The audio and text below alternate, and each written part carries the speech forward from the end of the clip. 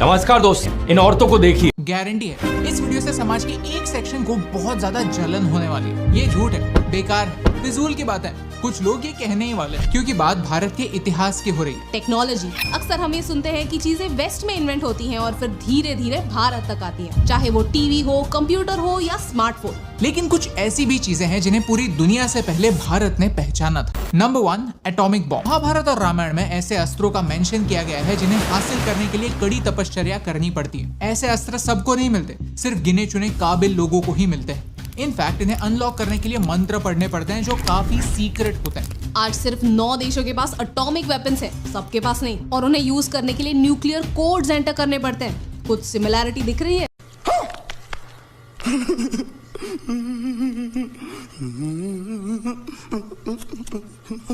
पुराणों में सर्वशक्तिशाली वेपन्स को ब्रह्मास्त्र कहते हैं। रामायण और महाभारत उन्हें कुछ ऐसे डिस्क्राइब करते हैं। ब्रह्मास्त्र चलाने पर पृथ्वी पर 1000 सूरजों की रोशनी का कहर बरसता है, नदियां सूख जाती हैं, तूफानी हवाएं चलती है, पर्वत तक टूट जाते हैं। मोहनजोदारो दुनिया की सबसे प्राचीन सिविलाइजेशंस में से एक मानी जाती है। मोहनजोदारो के पत्थरों को जब एग्जामिन किया गया तब ये पता चला कि इनका ये कॉम्पोजिशन सिर्फ और सिर्फ एक बड़े ब्लास्ट से ही हो सकता है। एक ऐसा ब्लास्ट जो कोई ह्यूमन करने के काबिल नहीं था। It had to be supernatural. क्या ये सबसे पहले ब्रह्मास्त्र की निशानी है? ब्रह्मास्त्र और न्यूक्लियर वेपन्स की ये सिमिलैरिटी एक्साइटिंग भी है और भयानक भी।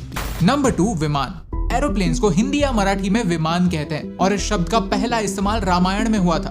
मॉडर्न एयरप्लेन्स बनने से हजारों साल पहले। कुबेर संपत्ति का देवता और रावण राक्षस राजा दोनों भाई थे, लेकिन रावण ने कुबेर को हराकर उसकी सारी संपत्ति पर कब्जा कर लिया। सोने की लंका के साथ साथ रावण ने उसका विमान भी हड़प लिया। वो विमान था पुष्पक विमान, एक ऐसा विमान जो सोच के स्पीड से ट्रैवल कर सकता था। जब हनुमान सीता को ढूंढने लंका पहुंचे तब रावण के महल में उन्होंने पुष्पक विमान को देखा and he was surprised. Pushpak विमान में कई सारे जेम्स लगे हुए थे और उसके विंग्स बेंट थे जो पावर ऑन होने पर स्ट्रेट हो जाते थे। कैलिफोर्निया के एक साइंटिस्ट ने रामायण पढ़ा, उसके डिजाइन से एक 3D मॉडल बनाया और विंड टनल में उसका टेस्ट किया और उनका मानना है कि यस, ये डिजाइन एरोडायनामिकली उड़ सकता था।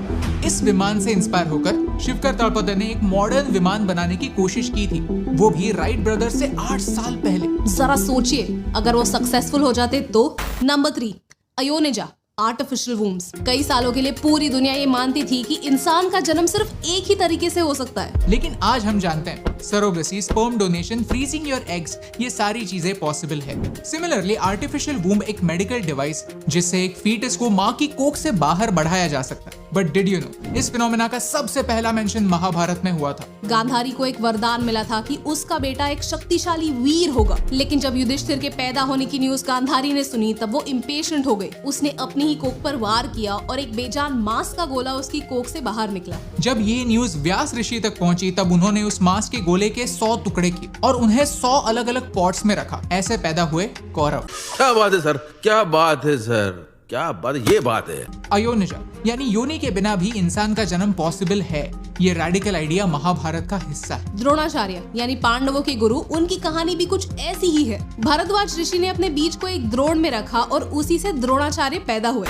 ये सुनकर गर्व होता है कि जब पूरी दुनिया अंधेरे में ठोकरें खा रही थी तब हमारा भारत साइंस की, इमेजिनेशन की, फ्यूचर के दिए जला रहा है। आज की टेक्नोलॉजी छोड़िए, लेकिन आने वाले कल की टेक्नोलॉजी यानी टाइम ट्रैवल भी हमारे एंशिएंट टेक्स्ट में मेंशन है। मतलब कुछ लोग तो अपने दिमाग का इस्तेमाल ही नहीं करना चाहते। आप लोगों को ये बातें सुनकर शायद हंसी आ रही हो, ये चीजें फनी लग रही हो, लेकिन मेरी राय में ये एक बहुत ही शॉकिंग चीज है कि कैसे देश में हजारों लाखों लोगों का इस तरीके से ब्रेन वॉश कर दिया गया है। कुछ साल पहले मैं ऐसे लोगों का मजाक बनाया करता था, इन्हें अंधभक्त बुलाकर, लेकिन काफी टाइम से मैंने ये अंधभक्त शब्द भी इस्तेमाल करना बंद कर दिया।